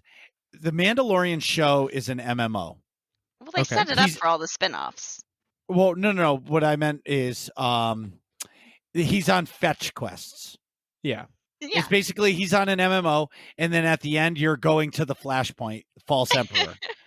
You know what I mean? That's basically when you fight Malgus at the end of the first story. Yeah. In the Flashpoint. So they did a good job making it very serialized that way. Well, no, for sure. But that's basically what it is. It's just individual fetch quests where I'm hoping Ahsoka isn't that. it's more of like a more connected or intertwined story. Yeah, from I just hope it's like not the same. Like that's my only One hope. cohesive story. Right. Well, I think like I don't think it's going to be, because I think The Mandalorian is modeled more after like a serialized Western from way back when. Yeah. Than which is a lot of those like, hey, one episodic, like obviously there's an overarching story, but most of what happens within the episode wraps up by the end of the episode. You know what I mean? And that happens in like those old Western movies that it's kind of trying, or shows I should say, that it's trying to emulate. So I think Ahsoka and probably all of the other, I would imagine all the other shows are going to be a different sort of format. Well, I hope so. That's what I mean. It's like I hope Ahsoka isn't just another fetch quest show, which I'm going to love it. But at the same time, I just hope it's not that same fetch quest. Right. So we talked about that. Let's get into Moxie's head. So God help us all. So today we're going to get to know Moxie a little bit more, like we chatted about before. I don't know why I'm reading the Return from Break intro, but first things first. So when did you start? Because you're Ron Burgundy. I know. If And it's on the written there, script, like I read it. we'll talk about it, and then he'll back up and repeat it. And I know all of you have heard that before. Well, Go back. Well, like, oh, I got to say it again. What do you mean? We just said it. I do live in a whale's vagina, so it's perfectly acceptable for you to Ron Burgundy this up. I mean, I am coming to you from San Diego, where the drinks are strong and the girls are pretty, and I'm not biased at all about the latter. When you jump into a pool, do you do a cannonball or a dive? Or a jackknife. Dive. Okay. Okay. Right. Yeah, and not a great dive, but No, mostly nobody said you're an Olympic but diver. I don't dive into pools very often. Because the bikini top ain't gonna hold up on its own. That's for a great dive. point. See, I never have to worry about that. Yeah. Got to keep the girls strapped in. Right. And if you're in San Diego, you're not swimming in a pool, you're swimming in the ocean. No, I mean, my apartment complex has beautiful, beautiful pools, and I have a big floaty, and my favorite thing in the entire world is sitting with my waterproof Kindle in my floaty with a big hard drink in my hand and under the sun. And that's all I want in life. That sounds like just pure relaxation. Yeah, it's joyful. And that's where I was 2 summers ago. This last summer, didn't get to go to the pool so much. Didn't even get to go to Vegas. That's there was just no rude. pool or drinking time outside. There was plenty of drinking. Don't get me wrong. Right. Speaking of which, I think I got through like the last year on vodka and the tears of my enemies. So, I think you just answered the question I was going to ask. What's your alcohol of choice? vodka or wine. Yeah. What kind of wine? Ooh, The depends wine kind? So pretentious Californian in me is going to say depends on what I'm eating or if I'm not eating, and the weather, the temperature, all of that. If I'm in Reims, France, I'm going to be drinking champagne. Right. If I'm in Lodi, California, I'm going to be drinking their big old reds. If I'm in Paso Robles, my college town of San Luis Obispo, I'm going to be drinking their Pinots, because I am all about the flavor of the appellation of take advantage of what's local and good there. Yeah, I get you. That makes sense. How about you? What's your poison? I think my go-to when I go to the bar is tequila. I like Casamigos. Oof. I'm a tequila soda person. All right. To the point where I did have a Palamo. Palama? What's the word I'm looking for? Paloma. That's yes. I had a Paloma the other day. My very first time eating out since COVID, and I went out for ceviche and had a Paloma, and it was divine. I hadn't had tequila in ages, and it was delicious. Very nice. I think tequila is all about the quality of tequila you get, because there are just some awful ones. Yes. But I will not. Anyways, that could be a whole episode I could talk about. But I also like beer. I used to be super duper duper into craft beer. Marcus too. I am not anymore. I actually like just regular beers most of the time. Congratulations for coming round the bend from that crazy town. Yes, yeah, exactly.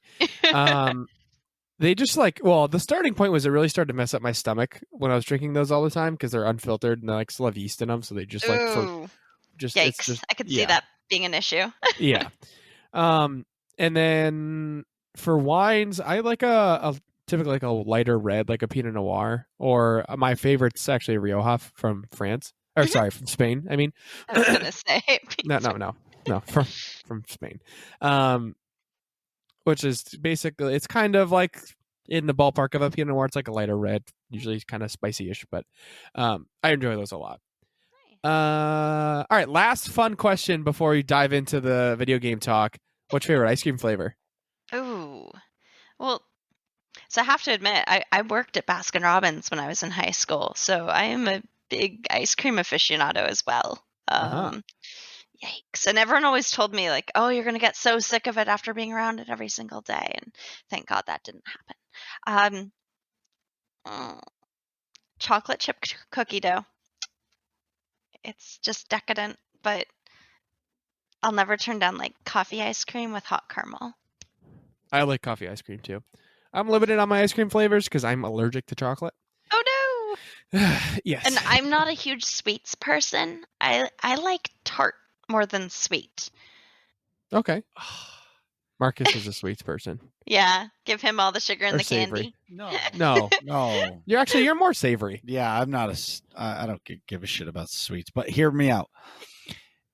On my 12-hour stream, I want you to come hang out with me here for an hour, and we're going to give you like the world's biggest Reese's peanut butter cup and watch what happens. I have to fly out to Massachusetts. No, me. Oh, No, good. yeah. Thank Me. God. It's like, that's not going to happen. No, the he's saying peanut because butter I'm cup, not the flying. I would totally come visit. No, no, he wants me to have an allergic reaction on stream. Well, that's cruel and unusual, man. Jeez. He's just got to suck it up. Oh my God, it's not how Anyways, that works. when did That's not how any of this works. So when did you start playing video games? Oh my God. I think I could just barely walk. No, I was really lucky. I was an early adopter in a home where my dad actually like rescued an IBM from work when I was about 5, and we played dungeon crawlers off like 5 3/4 floppies. But I guess when I was about 6, yep, that's when he won a Game Boy handheld at work. So this was like 91. And my older brother, my dad, and I would, of course, fight relentlessly over this, and I was always the loser. But we, oh my God, over who got to play Tetris and Super Mario Brothers and Zelda when these were like, this was it. This was gaming. It was amazing. But I didn't get really serious into computer games until I was in college.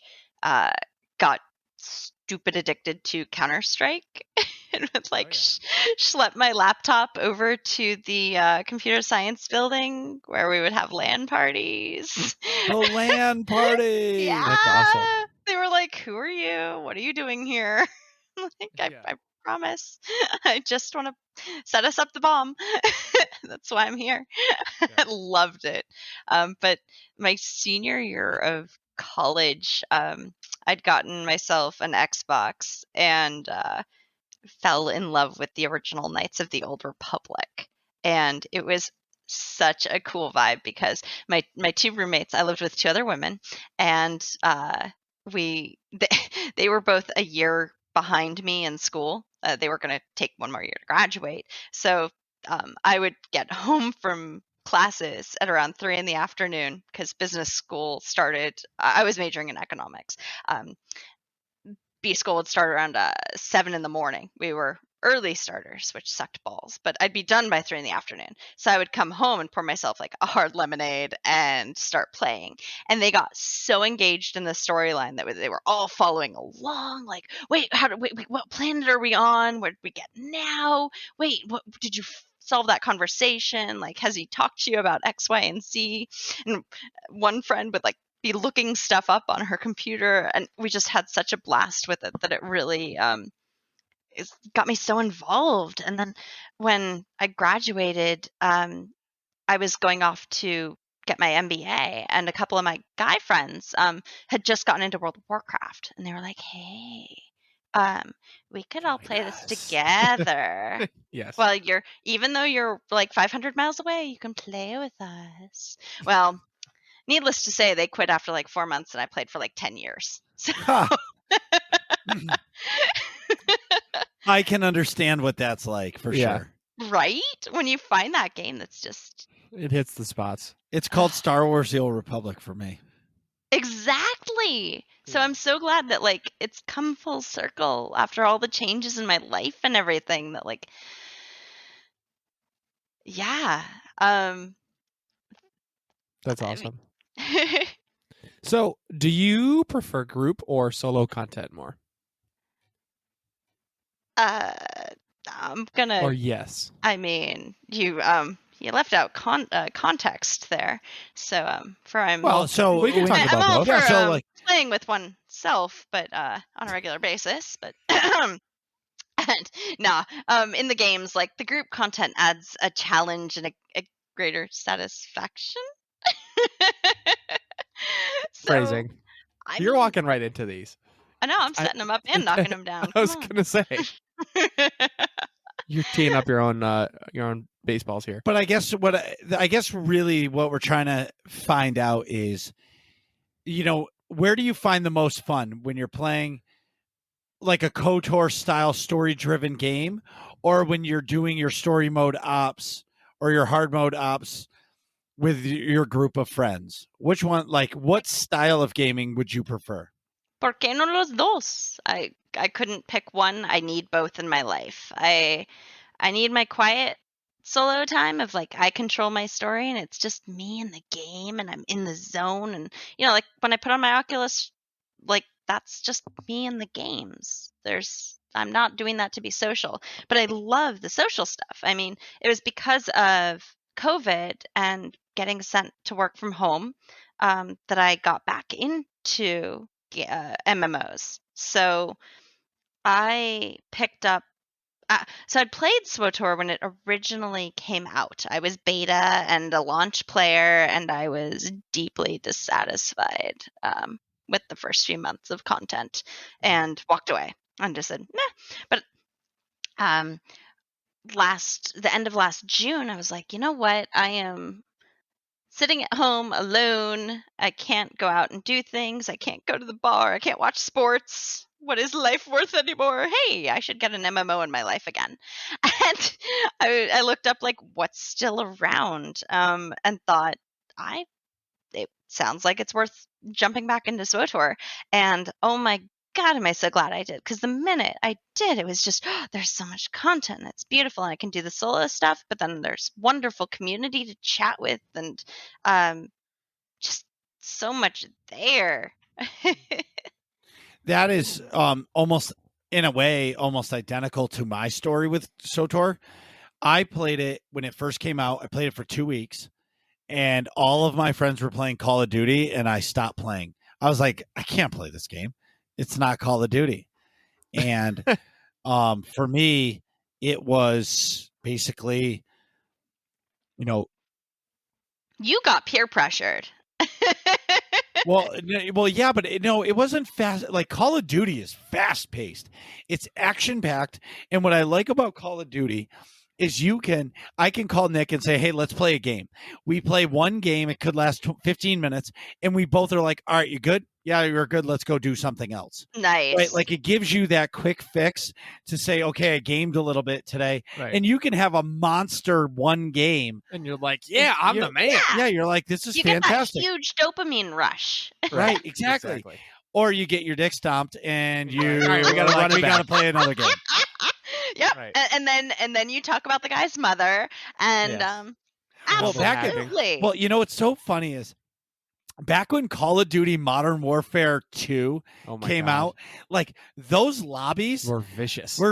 Like people don't even Oh, know. yeah. Like people talk about like toxicity in the games and stuff now. I'm like, you guys have no idea what happened in those lobbies back Before in the day. there were like moderators, by the way. Like it was brutal. And it was there was no like mute all button. No, Like, no. There were no You had to filters. Well, Right. you had to individually mute them, and in order to mute them, you had to pause pause the game and like pull up their name and Oh, click yeah. on yeah, them. and so like it wasn't intuitive. It wasn't even worth it. Well, no, so No. it wasn't, and that's when and then you would get the one player that was friends with the other 5 people from the other team, but he didn't make it on their squad, and you were with him, and you would just make fun of him so hard that he was purposely losing the match Yeah. so he could go play with his friends and how bad he sucked. It was Oof. brutal back in the day. Oof. I remember there was a friend of ours, Blake. Oh This my guy gosh. came out with the craziest shit in the world back then. But that's what I mean. It's just different. But I couldn't, like, you can't go from playing with all of your friends every night. Like, it was a race to get home. It was Oh, a race to get home absolutely. because the max room party was 18 because you could do ground war. Remember ground war? Yes. Yeah. No, And- 9 because it was 18. Yeah, total. it was 9 people. So Yeah. if you weren't in the first 9, it's like you got relegated to the B team, right. and you were playing with like All the other late noobs. people. yeah You're with the noobs. yeah no, it was the B squad, and you were like, oh, I've lost all night. Yeah. Can't you guys play a little bit better? Or back then it was like you're playing with all the dads. Exactly. You know what I mean? And you're Yeah. like, Wow. Marcus. And I'm like, hey, is there an opening? No, there's not an opening because everybody from the moment they got home till the moment they went to bed, it was Modern Warfare 2 or whatever. Yeah. Okay, Modern but Warfare 2. then I have to ask, now that you are like the dad still logging into the game, are you more sympathetic to that, or do you wish that when you were that younger guy that you'd been nicer to the dads who were just trying to get in their gaming time? Oh, no, fuck no. They- Fuck the dads. yeah, no, screw that. Those dads need to suck less and get better. It's as simple as that. You can't go into the battle Stop standing arena. in fire. Yeah, you can't go Exactly. into the battle arena with 2 broken blasters. You need to bring your A game. Right. You know what I mean? I like And, it. merciless Marcus. Well, it's the truth, right? You Yeah. can't do Show that. up But for war, man. well, that's correct. Right. You know, and it was so much fun. But Hey, no, I mean, even with my story mode ops, like it started out as a running joke that I would remind everyone, like, empty your bags, check your frags, and put on your pants. And everyone was like, what the fuck? And I'm like, I am sick to fuck of people coming into my story mode ops with their bags overflowing. They're at 10,000 tech frags, and then they want 10 minutes to go sell shit, and they aren't wearing the right gear. No, you show up for my op, empty your bags, check your frags, put on your pants. It's a great way to put it. Yep. It's clean, simple, and now people have it like ingrained in their memory so that they're so ready to go. And then when I started my prog team a few weeks ago, I finally put this together after months of planning and plotting. I finally got like the right people with the right mentality that I'm like, yes, this is my team. And someone said, oh, well, I mean, it's just going to be like our story mode ops, right? She's going to totally handhold. I'm like, oh no. Oh no. Now you're accountable. The gloves are off. You know to show up and do your job. Or else you get the whip or horse crop, whichever you prefer. Oh, they wish. Why would I reward bad behavior? That's a good point. So besides Star Wars: The Old Republic, what other games are you currently playing? Oh, goodness gracious. Or maybe a favorite hits list or something. Oh, well, I mean, to be truly honest, before I even get out of bed in the morning, I grab my phone and I play the Galaxy of Heroes, the Star Wars gotcha game. Oh, nice. I don't know if you guys know that one. No, I do. It's silly good fun, and I've been at it for about a year now, and it's just warm fuzzies your about brain the up? characters and working with. I have a nice little group that we communicate in a little Discord, and we actually like plan out our territory wars and everything. There's nothing wrong with that. So I play a lot of a huge, like, broad demographic of games. I'm actively replaying Skyrim for like the 4th time right now and making completely different decisions than I've ever made before. Like, This I is finally Nick's joined the jam. Oh my I finally joined the Dark Brotherhood, and I'm like, oh god. I What do have you to go mean? kill You finally? people. I'm not that person. No way. Dark side all the time. The I mean, first guild I joined every time.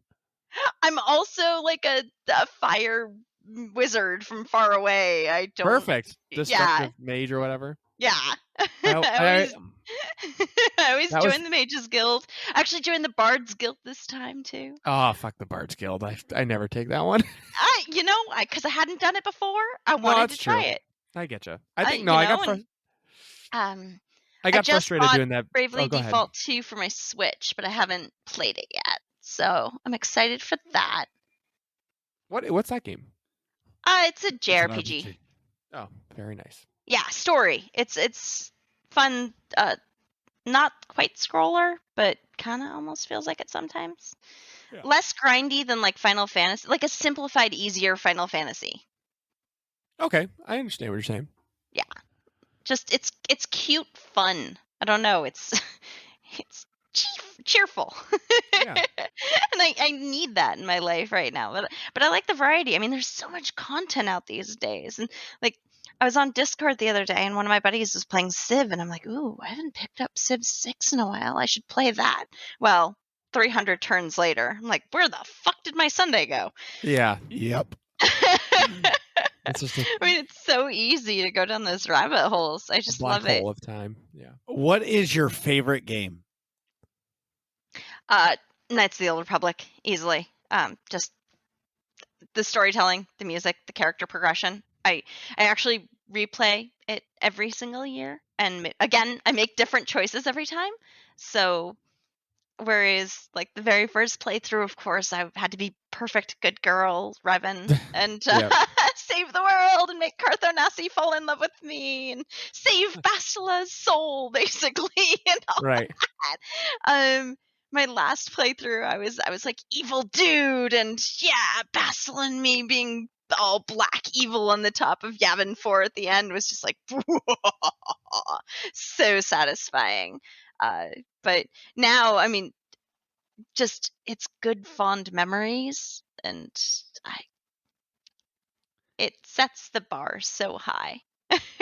If I could just get a perfectly reskinned version of that game. How would you feel if they remade the game, but when they remake the game, it's going to be more linear because they're not going to be, because it's all going to have to be canon. So all those decisions will have to be canon. So it'll end up being a more linear story, I would imagine. I'd be okay Disney with wouldn't- that. I mean, the same way, like, I deeply loved Fallen Order, so I'm okay with that. If they want to make it a little more structured, I mean, obviously the choice in it was huge, and it made it empowering. It was my game. It's, I was one of those hardcore, no, my Revan is a female blonde woman, and fuck your canon. Like, the game came first. My Revan got to be who I made her. And I was very adamant about that. So it was very hard for me in SWTOR being like, okay, I guess Keanu Reeves can be my Revan. Hey, you know what would be a cool idea? If they remade, Knights of the Old Republic and had two different modes for the story. They did like one where it was basically just a HD reskin of the original game, and you can make all the choices and stuff. And then two is like a Fallen Order style. Hey, you could choose like canon mode or something like that. Yeah, canon mode. And dig it's like, that. here you can play the original that you love and make it your own, but here's what we're going to go off of going forward. And then you can have like cool little side quests and side adventures and collect things or whatever. Exactly. The two it adds don't some need to be mechanics. mutually exclusive. Right. And I feel like granted, I'm not a game developer, but I feel like the HD reskin is not all that challenging. So that's like not that much work to do if you're making like a whole nother real game, if you get what I'm saying. To where like you could package that together and then sell it, and it would be, people would be cool with that. But I'm not sure how I feel about it. No? You're torn? I feel like go one or the other. Really? Yeah, but I'm feel like- I'm a very odd gamer, right? I'll give an example. I say it all the time. My favorite expansion in SWTOR is Knights of the Fallen Empire.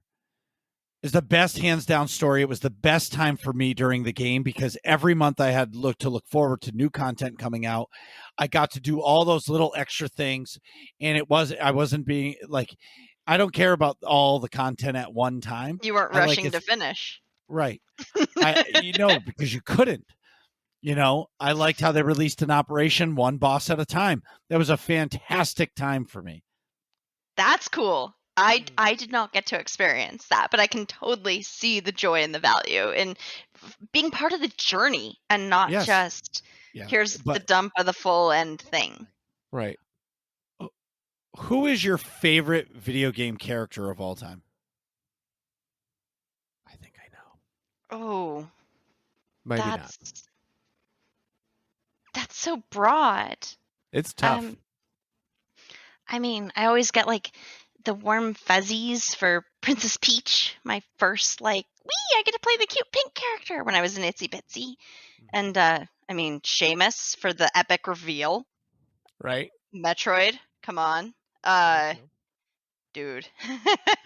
When my brother and I finished playing that and we're like, there's a ponytail? Wait, what? Like, It's been a girl the whole time. Yeah. mind blown. And I mean, I still remember Boxy as fuck Lara Croft. I just, The triangle tits. oh yeah. I've actually seen a really good cosplay where they used a box to create the chest. It was amazing. That's too But, funny. I don't know. I love All that right. they're all different in so many ways, and some Yeah. I love to love characters. I love to hate other characters. So I mean, I'm currently completely obsessed, of course, with Theron, Sean, and Lana Beniko. Right. Well, Just of course. make a Moxie sandwich right there, and I'll live happily ever after.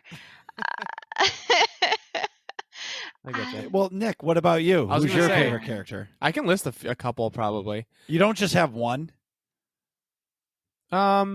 See, it's tough because a lot of my favorite video games are RPGs where I'm making the character what they want. So Okay, that makes sense. you You love yourself. Yeah. Well, I work Whoa, ego much, Nick. Exactly. Well, so in Skyrim, you create your own Dragonborn, right? Your Right. Dragonborn character is whatever you want. Or off the top of my head, Fallout New Vegas is one of my favorite games, and you make your career, however you want. But I think if I'm playing as somebody, what popped into my head was John Marston from Red Dead Redemption 1. That was a Okay. really cool game. Yeah, it was. I think that, and I mean, I like Arthur Morgan in Red Dead Redemption 2, but I think that John Marston's character is pretty, especially because you get to see him in Red Dead Redemption 2 and see the arc and stuff. I think that's just an interesting. I like Westerns anyway, but I think that character is really interesting. And you get to play as him and do all kinds of badass stuff. So, what about you? What would you say, Marcus? Commander Shepard. I knew you were going to say Shepard. If I had a number 2, it would be Alucard from Symphony of the Night. Yeah. But Commander Shepard, no doubt, my favorite character of all time. Yeah. He's Or not she. the huh? Just throwing Here. it out there. He or she. Yet another Right. one that can be a she. Yeah, Well, if it's in my world, he's a he. it's Marcus's Commander Shepard. Right. I would never pick a female Commander Shepard for me because I play that character as if it was me. Right. Hmm. In that setting. But for me, Commander Shepard, he did it for me because in the beginning he was always the underdog, Yeah. right? And he always had to fight through adversity and he met so many awesome people and how he banged so many awesome people. and how he banded. Well, that's and they're ruining the legendary edition. I know, because you can't have sex anymore. It's stupid. No, you can. Oh no. Well, no, so you can, but they cut out all the butt scenes. It's the They best cut, part. yeah. So they cut out all the butt scenes. They cut out some of the romantic. Physicality. So Kind So of. Well, long no, as they never and, do that. So the long as they never do commentary. that to The Witcher. Oh, I know. Because I need more Geralt ass in my life. Right. That's fair. So yeah. So Moxie, who's your favorite video game character? I think I'm gonna have to go with Geralt of Rivia. That's fair. Yeah, that's a Like, good answer. He's an awesome character. He's just fantastic, and I like his choices. I like pixelated. abs. Everything. All the above. I mean, Or except below. for the fact that he lowers himself to be with Yennefer, because ew. Uh, I hate her. I hate Yennefer with a fiery passion. I can understand that. But I mean, that game blew my mind. I was on a work assignment in North Carolina and had my big old gaming computer, this like fatty Asus that weighed like 25 pounds that I would lug around with me because I traveled 280 days out of the year for work. Wow. And I realized I needed something new to play that didn't need the internet because I had fuck all for internet. And I went to Walmart, my very first Walmart trip in North Carolina. And that was interesting. And there's an R-rated video game. I'm like, what? I have no idea, but this sounds interesting. Yeah, and it doesn't need internet 'cause it's a story game. Let's check this Exactly. out. I made sure that it said it could work just fine without internet because, again, the internet there was horrid. Yeah, of course. Well, it's not like it was a bad part of. It's not like we were out in the country. I mean, I was in Charlotte. I was in a big city. It's Just North Carolina internet is not good. I mean, it wasn't back then. This was also 10 years ago. Yeah. So I take the internet for granted now, I guess. yes, I mean, I'm blessed. I have FiOS in my apartment, so Wow. you can pull my 800 up and down out of my cold dead hands. Jesus. That's awesome. Yes. Well, you get what you pay for, right? But Yeah, that's I'm true. all about like Elon Musk's Starlink and being able to provide internet to everyone everywhere because I think it really needs to be a utility. I agree.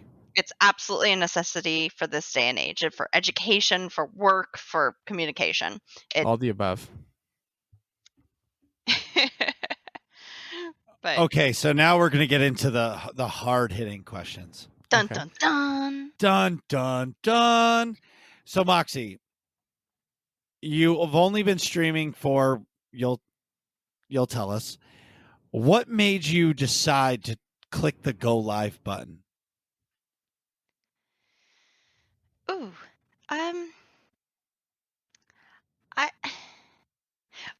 I started teaching the story mode ops with my guild and saw that other people were streaming things that were different, and I looked because I mean, being who I am as having spent many years as a business analyst, did proper competitive analysis and looked at what other SWTOR streams were doing, and whether it be people who were being quiet and just sharing their operations or people who were just playing super casual and chatting, weird variety of both, people who were just recording for other things, which Sortrista does a lot. There was a lot of interesting variety of content out there, but I didn't really see, someone doing what I wanted to do, which was share my love of teaching, and being able to interact with the community was really appealing to me. Knowing that, I mean, again, one of the reasons I got back into SWTOR was I was looking for the social aspect of the game. I wanted an MMO in my life because I was sitting home alone on Saturday night playing video games anyway. I may as well be doing it with other people and getting jollies out of that. So being able to share my face and be like, hey, I'm the other there's a real human on the other end of this keyboard. I think there's a real value in that for a lot of people, and remembering that, it's not just words you're throwing out there, it's other humans, and we can be kind to them and share the things we love more than the things we hate. And I know it sounds silly, but because of the whole work from home thing, I had gotten into a real funk about not getting pretty in a long time.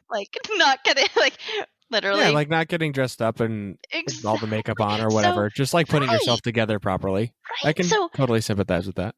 Right. So my streams actually became almost like a date night for me when I started off. I'm gonna do my hair and put on makeup, and okay, I am. And they actually became even more than that, to the point where my interactions with the community made it feel for me like I was sitting around at the bar drinking with friends. Because you know what? We're all sitting here talking about video games and things we love while we're shooting the shit. And that's amazing. Like, we're just bonding naturally as it should be. And it didn't feel forced. It just felt like, hey, and you get to see me while I'm doing my thing. And I've always been a very heart on my sleeve kind of woman. I mean, I don't hide any aspect of myself. One of my core life values in both work and life is transparency, being honest and, don't say something you don't mean, don't do something you have to apologize for later kind of life. And it's been good to me. So I don't feel like I had anything to hide, and there weren't going to be any negative repercussions of my being able to say, hey, I'm Moxie, and this is me babbling, sometimes drunk, sometimes sober, mostly drunk, while I play video games after work. And this is who I am and what I do and what I love. And then getting to introduce them to other people I know and love. And like, hey, here's this awesome streamer Marcus I found who does this awesome stuff. And I love watching him play and getting good vibes off of his energy. And like on my lunch breaks, I love to watch Kitty Kisses and get good vibes off of his playing. And he makes such good jokes, and I like the timing is perfect. So just And he does a great Marcion Rowe impression. Yes, he does. yes, So I do absolutely. agree with you. I do find myself just tuning in. The one thing I love to do is watch a lot of different people's streams, because like I said earlier in our show, that everybody has their own personality, right? And I don't connect with people that are quiet. That's not who I am. Just like I don't connect with people who don't engage with their chat. If I say hello in chat and it goes like 5 minutes and you have not responded, I'm out. Yeah. And where Moxie, for you came out, like, I think we said this when Kitty was on, was that number 99 or 98? 98. You came out of nowhere. Like, all of a sudden, I saw your name pop up and I was like, who the fuck is she? I never heard of her. Because usually I have a pretty good hold on, who's streaming and playing SWTOR. Yeah. But I had no idea who you were. And, we all loved your channel and it's all grown. And then what I love about the community is you are done streaming and you're like, oh, let's see who's in the list, because you're not going to just end your stream. You're going to say, hey, whoever wants to continue watching Twitch, let's send them over to Nick's channel and let them enjoy his content, because I enjoy their content. And without anything else, that's almost like the best marketing campaign you can ever have. And that mutual love fest of the SWTOR streamers, I think, is so huge. And it definitely encouraged me. I mean, my very first streams were like 3 or 4 of my guildies tuning in who weren't on the ops group that night, but wanted to, like, the people who were scared of operations. Because, there's always those people who are like, oh, operations sounds so big and scary. And it's like, no, there's a reason I say level 70 in pants. Like, show up and you'll be fine. But they were watching, and then I think Kitty did a raid and dumped like 30 people on me, and I was like, what the ever loving fork. I mean, I was flabbergasted, gobsmacked. I mean, if you know me, to get me to shut up, it takes something, and that was it. Like, I had no idea what was going on. And I mean, again, it was also a huge learning curve. I didn't even know what a raid was at the time. I was very new to Twitch in general, both as a viewer and as a streamer. So, I mean, it's been just a blast learning all the technology. I'm an IT program manager. I breathe tech, but being able to like pick up stream elements and go, this uses regex. Like, I cracked up seeing it uses regular expressions. I'm like, that's so cute. And then like getting the sound and the lighting, it's a good challenge too, but making it entertaining. And yes, to your point, Marcus, really engaging in with your audience, I try and balance that. And that's why I make very clear that like certain nights are all about me and the camera teaching. It's more one way versus other nights that are definitely vastly more interactive and fun. And if I don't have the energy to keep going, like make it fun after the teaching, then yes, I absolutely want to be like, let me introduce you to someone else who's awesome and you're going to like. Like, if you like my vibe, you're going to like this vibe. I don't ever I don't ever raid a channel that's A, not SWTOR, and B, not someone I personally like. Like, why would I share what I don't enjoy? That's the whole point, right? But it's also not like a hoarding thing. Like, my fans are not my fans alone. It's a rising tide lifts all boats, right? Right. I rated somebody back in the early days, and I never watched their stream before. They had like 5 viewers, and I was like, I'm going to give this person a shot. And man, did I regret it. I rated him, and he lit a blunt right on the camera. He was wasted, screaming like the most vulgar shit ever. And after that, I was like, nope, never again. Yeah, you gotta know who you're rating. Yeah, never again. So that's why partly I watch so many different streamers, because like I like to spread the love. Yeah. Right. And we want to encourage it, because especially like you and Kitty and Swatrice and I, we roll at very different times of day too. Like, I don't feel like I'm competing. Like Kitty mostly during the day, Swatrice early morning. I do much later night because I'm West Coast. Like, and it makes for really nice handoffs of just, For sure. There's a lot of, hey, as a community, we're all providing a lot of great SWTOR content. The magic moments for me are when I come into your stream and you get really excited, or Nick comes in your stream and you get really excited. And that interaction is what makes it so genuine, because there's so many of us that, may need that. You don't know if somebody had a tough day and you come in and Nick comes in and says, and I'm Nick. And instantly I get smiles on my face. You know what I mean? Absolutely. And you saying the thing Yay, about Marcus! Yeah, exactly. The big one for me is, like you said, back when you had like 3 viewers that you were guildies. And I remember I was streaming in the beginning and Nick was the only one there, and he hung out with me for 2 fucking hours. And I had one viewer, and that was Nick, but he chatted with me all night, and it just helped me. And that's all you need, is that one special person to hang out with you, and it can make your whole stream. You could have one viewer all night, but if you have that one person, it can make your stream was awesome. Well, and I feel like, Marcus, you and I could do a whole separate piece on streaming best practices based on that, because to that point, I know having my best friend Mina become my moderator. Mina! Exactly. Huge shout out to Mina. She is my heart, my soul, my love. We met through SWTOR and bonded so hard, and now we like send each other gifts and we talk every day, and it's just, if a day goes by that I haven't touched base with her, something's wrong. Like, go-to person, despite being opposite sides of the country.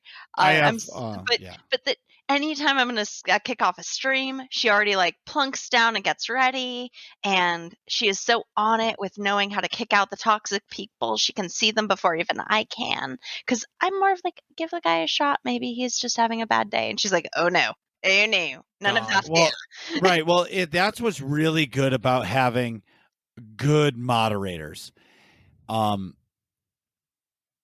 Somebody that's in your chat all the time, that you're like, look it, you're here all the time, and do you want to moderate for me? And essentially I don't want to say the police.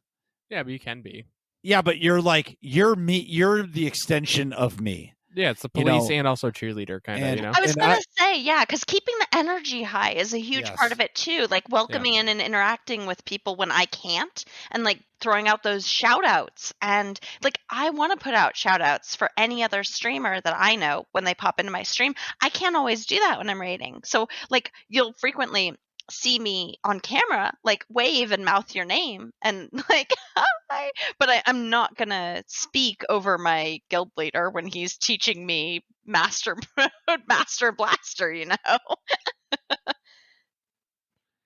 Yeah, I do agree on the moderators. I don't know if you find this, but I find that I have two different groups of people that watch my channel. You have your always watchers, right? And then I have, because my Saturdays are story stuff, and then my Tuesday and Wednesday stream is operations. I almost have two sets of people that watch my stream. Do you find that the same with yours? I think I have high overlap between the two. And interestingly, a lot of people who have joined my stream have applied and joined my guild because they like what I do. They like my teaching methodologies. They like the way we manage our events, and they want to be part of that.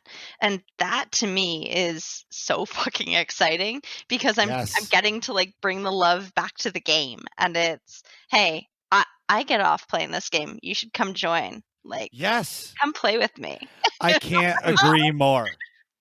Because I want more people to be excited. Because the more people are participating, the better and more, like, the bigger the game can be. It doesn't. Yes. Yeah. So, going off of that, is there a particular stream or maybe a moment within a stream that stands out to you? That was particularly awesome or epic? There's one really hilarious one someone took a clip of, but I actually stepped away from the camera briefly and forgot to put up my cover. Like, I always have a little chat cover that's like, Lana's piling Moxie, I'll be right back, kind of thing. It's silly. I made it in PowerPoint, no joke. So anyway, my chair is just sitting there spinning. And I come back, and one of my friends from college has just typed in chat, like, oh, hello, chair. How are you tonight, chair? And I just proceeding to have this conversation with the chair. And of course, this was during one of like the mastermind ones I was learning, which is why I bolted so quickly so that I could go pee and come right back. So then everyone's like asking, why are you laughing? So like I could not control I could not stop giggling. And then I finally was like on the fourth try, like, hello, chair. That's fantastic. It was perfect to me. I love all the moments though, and I mean the times when people share their real moments too have been huge. I mean, I started up a Discord, as most I think Twitch streamers do, to give my community a place to bond, where I can like post all of my, what I'm doing, what's coming next, all that jam. And I've had so many of my followers reach out and be like, you made a really wonderful safe space where I love getting to talk with these people, and I can open up about issues and know that I have this support network. And when shit happens, they like, damn, my parents are under a tornado warning, I'm panicked. And they come and they post there because they know that like we care and we worry and we empathize. And I love that I've created like this healthy community of gamers who understand that it's not just bullshit. It's not posturing. It's I want you to remember you're humans at the end of the day. Like, yes, we're also badass Sith, sorry, Darth Moxie gonna tear you a new one. But we're humans with lives, jobs, families, and we care about each other, and I love that. And I think that's one of the more adult aspects of SWTOR that is unique to the game. That it does encourage a more adult community that goes that extra mile and cares about each other. And I think that's the best part. Wow, I don't even know what to say after that. Right. Moxie, where can everybody find you? My Twitch handle is SWTOR_Moxie. And that's pretty much it. Perfect. What is your stream schedule? So Tuesdays and Thursdays at 9 p.m. not even EST. Damn it. 9 p.m. Eastern time on Tuesdays and Thursdays, I stream my story mode operations. On Saturdays and Sundays, I do vet mode ops from 7 p.m. Eastern and until we're done. But Friday nights, starting at around 9 p.m. Eastern, that's when we have our special fun time of drinking games and fuck, marry, kill with Star Wars companions and, listing off our 5 favorite robots or our 5 least favorite Flashpoint moments and all that jazz. What are you guys talking about in here? Find out next episode of Working Class Nerds.